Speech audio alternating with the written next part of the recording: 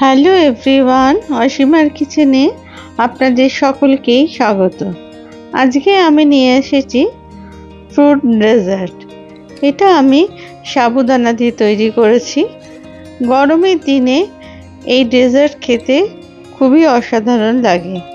প্রথমে একটা সসপ্যানে অল্প একটু জল দিয়ে তারপরে আমি ফুল ক্রিম মিল্ক 1 লিটার মতো দিয়ে দিলাম সসপ্যানের মধ্যে।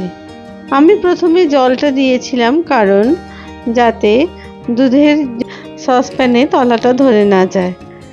এরপরে আমি এর জন্য নিয়ে নিয়েছি 50 গ্রাম মতো সাবুদানা আর 50 গ্রাম মতো চিয়া সিড। এই প্রথমে সাবুদানাটাকে জল দিয়ে রেখেছিলাম মিনিট 5। তারপরে একটা ফ্রাইং প্যানে জল দিয়ে তার মধ্যে সাবুদানাটা দিয়ে দিলাম। এই সাবুদানাটাকে ভালো করে জাল দিয়ে এটাকে বেশ করে ফুটিয়ে নিতে হবে, কারণ আমি এই সাবুদানাটাকে আগে থেকে ভেজাইনি। আর এখানে আমি মাঝারি আকারের সাবুদানার ব্যবহার করেছি। জাল দিতে দিতে সাবুদানাটা যখন সেদ্ধ হয়ে আসবে তখন গ্যাস বন্ধ করে এটাকে রেখে দিতে হবে সাইডে। দেখুন আস্তে আস্তে সাবুদানাটা অনেকটাই সেদ্ধ হয়ে গেছে। এরপর আমি গ্যাস অফ করে দিলাম।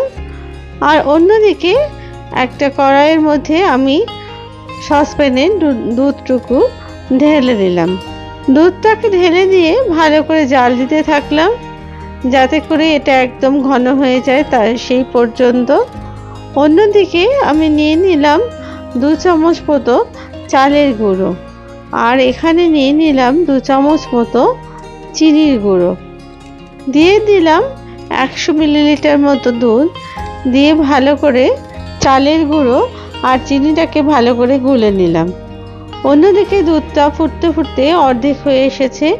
সেই সময় আমি এই চালের গুঁড়ো আর দুধের মিশ্রণটাকে ঢেলে দিলাম এই জাল দেওয়া অর্ধেক দুধের মধ্যে, আর অনবরত এটা নাড়তে থাকলাম।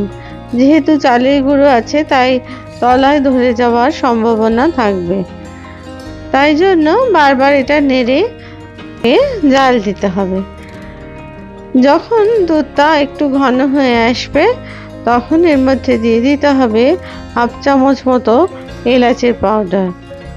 এই এলাচের পাউডার দিলে দুধের স্বাদ অনেক গুণ বেড়ে যাবে আর গন্ধটাও খুব সুন্দর হবে। যখন দুধটা ঘন হয়ে আসবে তার স্বাদটা অন্যরকমই লাগবে। ভালো করে নাড়তে থাকলাম যাতে করে এলাচের গুঁড়ো দুধের সাথে একদম মিশে যায়।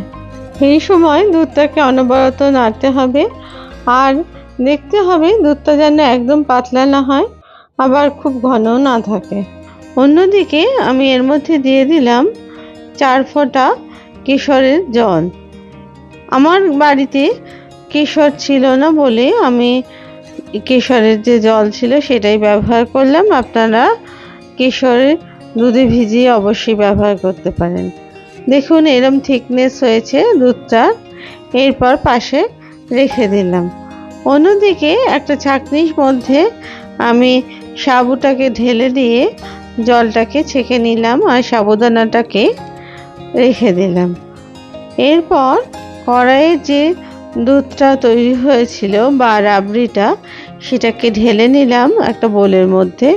তার মধ্যে দিয়ে দিলাম আস্তে আস্তে সাবুর অংশটাকে। তারপরে ভালো করে এটাকে মিশিয়ে নিলাম। এই ডেজার্টে আমি চিয়া সিড ব্যবহার করেছি। এই চিয়া সিড হার্ট ভালো রাখে, সুগার নিয়ন্ত্রণ রাখে আর তার সাথে ওজনও নিয়ন্ত্রণে থাকে। এরপরে 1/2 ঘন্টা আগে যে চিয়া সিডটা ভেজানো ছিল সেটাকে ঢেলে দিলাম ওই রাবড়ির মধ্যে। এরপরে সমস্তটা ঢেলে দিয়ে খুব ভালো করে এটা মিশিয়ে নিতে হবে, কারণ এটা একটু ঘন হয়ে গেছে, তার জন্যে যাতে করে দুধের মধ্যে মিশে যায় সেদিকে খেয়াল রাখতে হবে।